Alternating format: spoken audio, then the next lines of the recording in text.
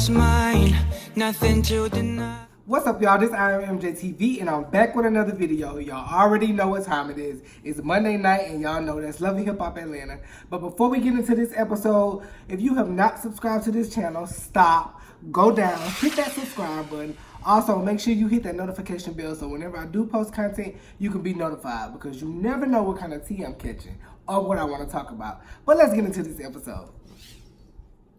Now, last week, we ended with the cast pretty much being at this big party in Trinidad that pretty much started at like 2 o'clock in the morning, and it pretty much lasted all night. Now, in this episode, you got the cast is pretty well, half of the cast is going on a swamp tour to pretty much, you know, they on a boat. It's Karlie, Shekinah, Tokyo, Kirk and Rasheeda, and I think that might have been it. But you got them on a swamp tour. Now, y'all know you take people out of Atlanta and put them in the swamp. Everybody nervous. Like, I don't know about this. You know, it's a swamp like in Trinidad. You got snakes and exotic birds and termites and all kind of stuff. You know, they looking like, oh, no. But, you know, everybody seems to be, they kind of get over themselves and they start to kind of have a good time. Now, at this point, Spice is still in, I think, Gambia. She hasn't made it to Trinidad yet because, of course, she was booked for 2 shows. Now, she's doing a show in Gambia, which, of course, we know is in Africa. And she's planning to meet up with the cast in Trinidad. Now, you know what was really interesting? She was getting ready for her performance. And, you know, she was talking about the song, the Black Hypocrisy song. And she was saying she was a little bit hesitant to perform it because, as she saw in Gambia, bleaching your skin was celebrated. Now, that's kind of crazy. She's in Africa, and there she's somewhere where bleaching your skin is being celebrated, which I'm just like, wow. Because, of course, I've heard of, you know, different African cultures feeling like bleaching your skin is, you know, they celebrate it. They, you know, it's nothing wrong with that to them. Of course, over here in the States, we're kind of like, of course, we have people that do that. But it's like, oh, bleaching your skin, like, why? I just thought that was very interesting, being that she's in Africa and people are talking about bleaching their skin. But, you know, hey, that's the world we live in right now. Now, back in Trinidad on the swamp tours, you got, you know, the rest of the group having fun. You know, they joking around and, you know, just kind of taking in the scenery. Shekinah and Karlie kind of reenact the scene from Titanic where Jack is at the front of the ship with, I think her name was Kate or something. I don't know. And they're recreating that scene where he's holding her. And everybody's just kind of taking in the scene and just having a really good time. And I'm guessing Rasheeda's phone died and she wanted to take pictures. Okay, we'll go with that. So she gets Kirk's phone, and as she's taking the picture, Kirk receives a text message, I guess, from Jasmine. Of course, we know that's his baby mama.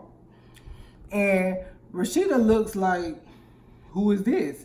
You know, she instantly face screwed up, like, who texting your phone? Which I'm thinking, if you kind of read the text message, you probably would have already knew who that was, but we'll go with that. So she asked him about that, and she like, why she's texting your phone? And he just kind of like, well, you know, when I went to meet with her grandparents and her mom, you know, they just said that, you know, we needed to communicate, me and her, like, not with somebody else in the middle, which that's true. Now, y'all, we already know how this situation is now. I don't know if Kirk and Yasmin trying to rekindle something. I don't even think that. But my problem with this situation is, now, I feel for Rasheeda because she is in a situation where she with a man who got an outside child, and they, you know, he had an affair, and, you know, that's history behind it. But, and don't get me wrong, Kirk dead wrong for not communicating that with Rasheeda, like, hey, I'm giving Jasmine my number so we can talk about Cannon, or when she has something, issues with Cannon, like, she can communicate that with me. He should have did that point blank period. Now, my problem is that Rasheeda doesn't, you could just tell this situation still bothers her. Now, like I said in a few videos back, if you with somebody that steps out on you and get a baby, and you decide to stay, those are things that y'all gotta work out. Now he got a baby with this woman. They gotta communicate. Like, it shouldn't be nobody going between them having to facilitate that. Like, y'all should be adults about the situation. Hey, Rasheeda, this is my, mother of my child now. I'm sorry for this situation, but this is what it is. I have to be able to communicate with her when it is something about Cannon. Because I just think, to me, that's what adults do. And like I said, I'm not making no excuses for Kirk or anything like that. But I just feel like you guys are adults. Rasheeda, you chose to stay with this man. And knowing that that's the situation that he put you guys in. So you got to be able to figure out, how can we effectively communicate? Because it is a child involved. And at the end of the day, that's who all this is pretty much about. It's the child. Now they get off the swamp boat, and they have a little moment where they talking about it, and Rasheeda kind of she feels a way about it.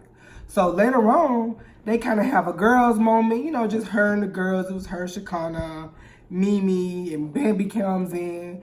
And, she's just giving them the rundown about how she feels about it. Which, like I said, you can't dismiss her feelings about, hey, I don't trust it, because he cheated on her. Like, they were married and he stepped out on their marriage. So she got all right to feel like she does. I just feel like, like Mimi said, you and Jasmine gotta communicate. Like, one, they need to sit down as two women and have that conversation. Like, hey, I'm sorry. Like, if she hasn't said that, I'm sorry for, that we're in this situation. But there is a child involved, and we got to figure out how to, make this work so that Cannon, doesn't suffer from the parents not being able to communicate. And Bambi kind of starts to, well, I think, I had that situation where, me and Erica don't talk, which to me is two totally different things with Scrappy, Bambi, and Erica. Like, Scrappy and Bambi don't have any kind of communication amongst themselves. Like, they barely like each other. And Imani's older, and, they've had a relationship, and it didn't work and things like that. It's a difference when you with somebody and they step out on you and have a child. I think that's two totally different situations. So at that point, I feel like Bambi should have just sat there and kind of ate her food on that subject, because you think but you really don't. Like, you with somebody who has a child, not a child that he had on you. Two totally different things. So I think her opinion wasn't really needed on that subject matter. But Mimi was right when she said that they gotta sit down, Jasmine and Rasheeda, to kind of clear up whatever they need to, so that they can get on the same page when it comes to the child and be able to communicate. But that's just my 2 cents. I don't have any children. Nobody ever stepped out on me and got no kids, anything like that. So I don't know the feeling of what that betrayal may feel like. But I just do think, it's a child involved in all parties. If y'all gonna, if Kirk and Rasheeda gonna stay married, hey, they gotta figure out how to work that out. That's just my opinion. Now, back in Atlanta, you have Shay Mack and Sierra meeting up at the gym. This season, everybody kind of want to meet up at the gym and work out, but okay, I guess. They meet up, and, they're talking about, the situation with Shay Mack's baby daddy. He got shot a few episodes back, and she's just kind of catching them up on that. Of course, he wants her and the baby to move back in because she moved out the house, of course, because he was supposedly cheating on her, and she found condoms, so she moved out the house and haven't moved back yet. And she just kind of, giving Sierra the rundown about that situation. And Sierra, she kind of gives her 2 cents about it. And they start talking about the situation that happens with Stevie and Akbar in that situation. And, she just telling her how Valerie, just kind of went left on her and wanted to throw her out and things like that. Which, Sierra did, she was kind of wrong at that timing of how she presented that information to him, because it kind of wasn't her business. That was Scraps and Stevie's, and she kind of inserted herself in that situation. So it was kind of the wrong place. Now, Akbar comes in, and she instantly like, what that bitch doing here? Like, why is she here? Which, to me, them beefing is not really needed. It's like they was almost laughing at each other through it. Like, you know, they kind of go back and forth, and security kind of steps in because it looks as if they wanted to kind of get into something, get into a fight. Sierra, you know, Akbar had her hand in Sierra's face, and y'all know Sierra don't play about nobody putting her hand in her face. So she throws some water at Akbar, and like I said, security broke it up so it didn't turn into anything. But you can just kind of tell this is something that we planned this up for the camera. Because I'm kind of feeling like, you know, Akbar, she kind of coming in, or she making things bigger than it has to be. You know, like creating beefs where it really doesn't need to be beefs. That's just my opinion about that. Like, I think they can definitely work that situation out because it's not that big of a deal. Like, apologize and move on from it. Now, back in Trinidad, you got the girls, they decided to have a beach day. They haven't really had a moment where it's just the girls, and they have that moment they go to the beach. It's all of them. Of course, Pooh is there, and, you know, Kendra says that her and Pooh had a moment. They were able to sit down and talk about the situation between her and Jock. And, you know, she said something, you know, she was like, I'm not going to blame another woman for something that a man did. Kendra is probably the most level-headed person that we have seen on Love and Hip Hop. You can definitely tell that she has businesses that are doing something outside of this. Like, she's with somebody who's on this platform, but that's not, you know, necessarily who she is. She's not trying to fight with these females. She's able to sit down with Pooh and just let her know, like, you know, I'm not blaming you for what Jock did, because if you remember, last week, she got really upset with Jock for pretty much pouring water on Pooh while she was dancing. And she didn't take that out on Pooh or anything. She went directly to Jock, which I appreciate her for doing that. You know, I feel like that's what adults do. Like, I don't have to attack you or fight you about something, especially if you know your man is the one that's really the dog. Like, I'll address your man. And she did that. Now, this Pooh and Karlie situation is still being drugged out. The girls are, you know, trying to get them to squash this beef and to pretty much just let it go. And Karlie's like, you know what? I'll take a lot of tests because Karlie is standing by the fact that she's saying, I did not sleep with Pooh. I did not eat Pooh butt. I did not mess Pooh's sheets up. She's sticking by that. And Pooh's like, well, I'm not lying. Like, you did do it. Like, so everybody got their stance on what they believe. Karlie saying, I'm not lying. Pooh saying she not lying. So Karlie's like, well, let's just end it. I'll take a lot of tests. Somebody end it, because at this point, nobody cares. If you did do it, you did it. If you didn't, you didn't do it. We tired of the Pooh situation, like Sheetgate or whatever this is. It's done. Like, let's move on from something. I feel like for the past 5 episodes, we have been talking about Karlie and Pooh and they little sexual encounter that they had that nobody really cares about.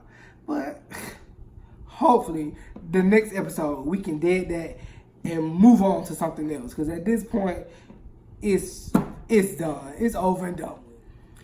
Now, Spice is on her way back from Gambia to meet up with everybody in Trinidad. So she's made it there. And Rasheeda and Tokyo go talk to her, you know, just to kind of catch up on everything. And they let her know, like, the Pooh situation at Karlie. And she like, Pooh here? Because, of course, everybody know about Pooh and, you know, she messy and all that. And they kind of like, why she here? Anyway, they catching her up on everything. And she's getting ready for her show. And, you know, she tells them about the situation in Gambia with the girls bleaching their skin and how it was celebrated and how she kind of felt awkward with having that song that, you know, the Black Hypocrisy song, which was, you know, talking about bleaching your skin and all of that type of stuff, and just, you know, really explaining to them how, like, that was really celebrated there, and, like, it kind of changed her views on some things. So, you know, she decided that she isn't going forward with bleaching her skin, which I never thought she would go forward with bleaching her skin. I just think she did that for shock purposes, to kind of like bring awareness to it and kind of to get people to see, like, you know, there are some things that go on like that where, you know, people are bleaching their skins.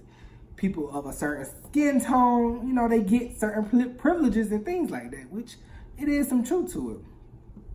But, you know, they're excited about being able to see Spice perform, and, you know, she is other artists from different genres of music that are there, and they, you know, are sharing the stage and seeing Spice in her element. Spice does her thing. she the queen of dance hall, and she does it. I give it to her. She put on a heck of a show. A heck of a show. So that was pretty much the gist of this episode. Of course, Spice situation, and then the Kirk and Jasmine situation, and Rasheeda. I'm pretty sure that'll probably be the big talk is, Kirk and his situation with Jasmine, which I'm just sorry, Rasheeda. I just feel like this man has showed you who he is time and time again.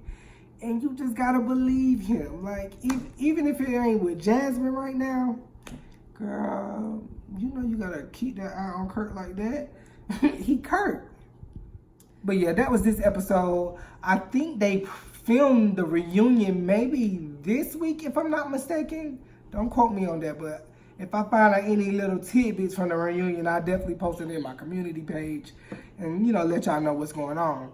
But before we get out of here, like I said, if you haven't subscribed to this channel, go down, hit that subscribe button. Also, make sure you hit that notification bell so whenever I do post content, you get notified. But I'm going to get out of here, and I'll see y'all in the next one.